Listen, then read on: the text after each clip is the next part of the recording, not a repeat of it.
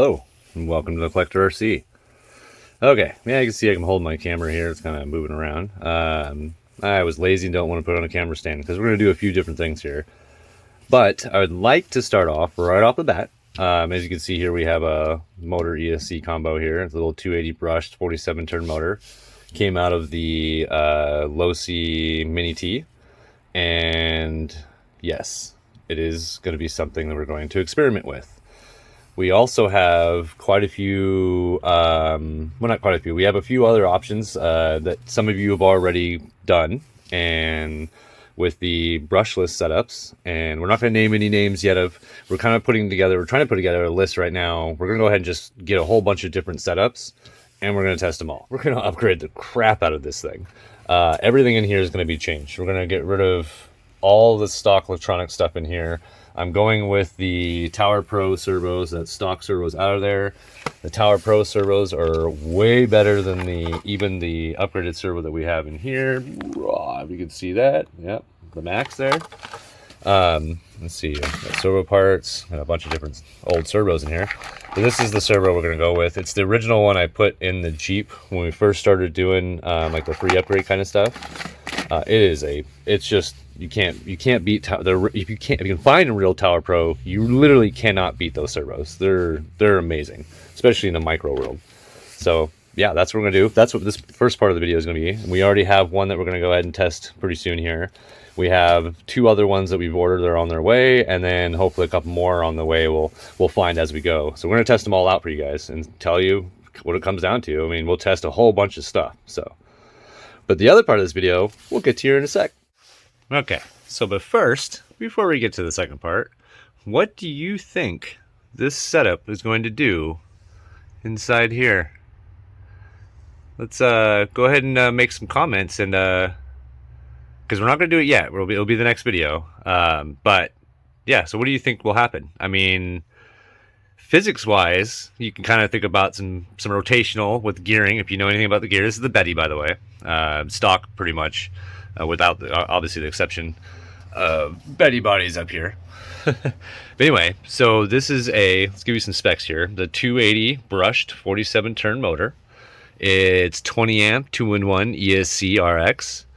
So you got the on and off switch there. You've got your plugs, and it runs off of, I believe it's a IC2 plug. So, but that, you know, we're Deans, so we'll end up getting rid of that. But anyway, so we'll just put in the comments what you think. How do you think this will run? Do you think it's going to be smooth? Too fast? Do you think I'm going to have to gear it down? Do you think I'm going to have some gearing grinding issues? I mean, as far as the body or the motor mount, that's going to be all 3D printed. Well, I create my own modifications when it comes to that kind of stuff. I like doing my own designs. That way I can say it's mine. And if they work out, we put them on the market so that others can use them too. And it's generally free. Obviously, it's an STL file, so you can, if you have a 3D printer, you can 3D print your own. And sometimes we just put them together and we'll give some of our creations as gifts. So yeah. Anyway, yeah, go ahead and comment below what you think this will do, and we'll get to the second part of the video. Okay, so the second part of this video, it's really important. It's more just a tip for those that don't already know or have not experienced this yet. So, and this is kind of the stuff we do. So we usually find some problems, and then as soon as we find it, we let everybody know, especially if it's a problem that can seem like it's going to be a recurring thing, which we've done with other RCs as well, with the Rift and the Betty with its grinding issues. So anyway, we're going to discuss in this one. As you can see, I don't know if you can see it on my mat here. There's a little bit there. See it? Oh, it's the little sand kind of everywhere. See it on my tires there. So I'm going to go in. I'm going to get close here. Maybe not. All right, you see right in there inside the, oh, come on, focus. Let's shed some light on the deal here. All right, you see right inside there, maybe there's probably a little bit of hair in there too, but you can see when I'm rotating it, it's moving. So when you're out and about and doing your crawling stuff, especially when you're out, we got some rusting in there too. Look at that. and you're doing your outdoor stuff. If you're indoors, you're pretty much got nothing to worry about besides hair. And hair can be a real bummer if you don't pay attention to it. But this was last in the river, last time we played with it. And so when you're done, you have to inspect. Now, just like you would your normal car, if you ride bicycles, you inspect your bike before you get on and ride. You need to inspect your RC cars, and it really, you know, especially sand being inside there, it's that will really grind down. It really hurts the bearings. The sand can get inside the bearings, even if they're sealed. Sometimes it can grind down up. You get the dust in there, and that's you know, no different than sandpaper when it comes to that. When it comes to that small of items. But it can really do some damage, and it really wears down on your motors and your ESC. It just puts more strain on the whole thing. So that's really what this part of the video is about. It's just kind of a tip letting you know that when you're doing your outdoor stuff, make sure to go through and inspect your RCs afterwards. And that goes with any of your RCs, even like the planes, your drones, your boats, all of it. You should just always inspect your stuff. It's the reason why you do the cleaning process afterwards. That's your inspection moment, you know, and make sure everything's good to go for the next time you play. That way you're not hitting those unexpected, you know, you go to an event and you're going to do a trail crawl kind of a deal, right? And you go and your car breaks down. It could have been something that you could have, you know, noticed right away. And it happens to the best of us, you know. But it's just something to think about, you know. Especially even you could see in here that's pretty bad in there, and that's going to cause some issues.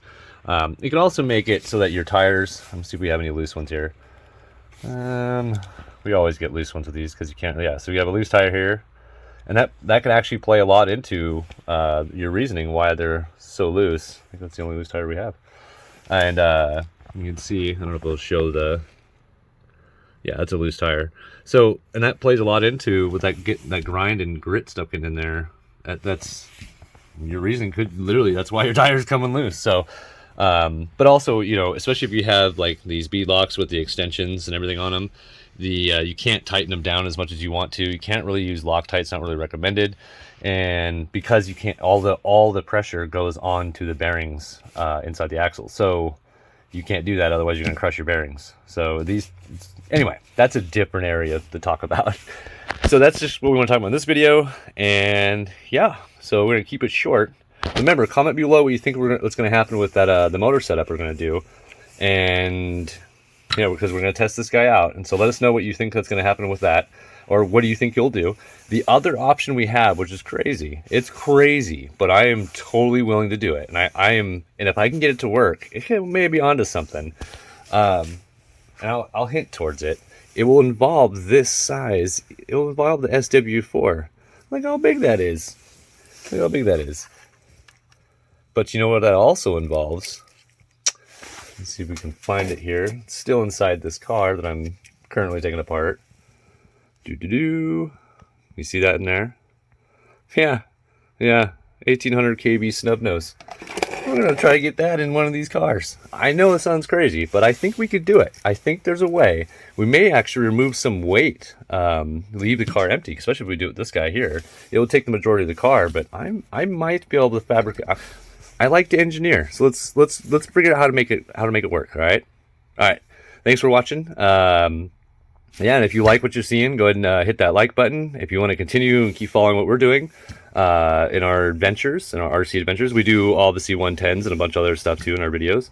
Go ahead and hit that subscribe button, and you know, you probably want the notifications because we do at least three videos. Last couple weeks been a little slow. We had a hate to have to admit it, but we had a COVID scare. And so we had to do a quarantine thing. Everybody's fine. Nobody, thank goodness, it was everybody's safe, and so, but it kind of, you know, hindered some things. So anyway, we're all good, and yeah, but we do 3 videos a week, sometimes 4, and sometimes we have these kind of weird spurts where we'll do literally a video every day. So yeah, thanks for watching. Bye.